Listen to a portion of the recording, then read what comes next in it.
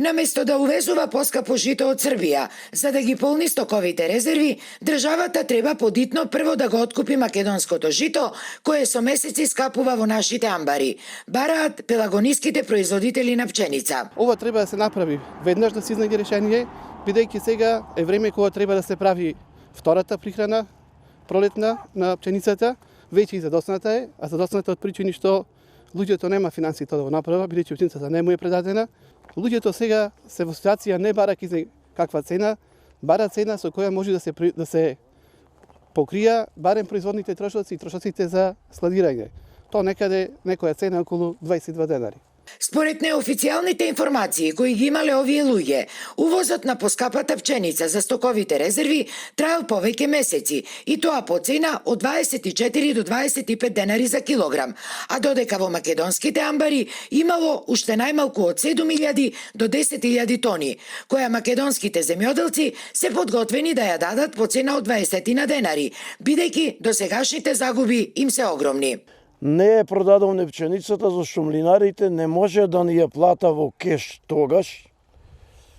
Зашто млинарите ако ја откупеа тогаш по таа цена, па сега да ја мела да ја продава и тие нема сметка. Сега бараме државата да не откупи по реална цена, да биде и за државата добро и за нас. Имам жито за предавање околу 80 тона. Не ми е откупено и така стои. А бараме барем 20 денари да ни го откупат житото. Па загубиме, плаќаме 2400 денари тараната 50 кила, а сега ја плаќаме 25 кила 1200 денари.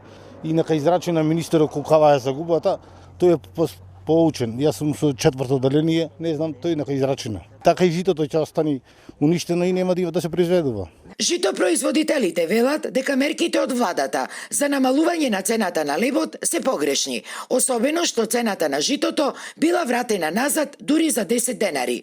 Тие тврдат дека тоа отишло на директна штета на земјоделците, што пак перспективно ќе резултирало со се поголем недостиг на храна во земјава. За овие наводи одговор побаравме директно и од владата.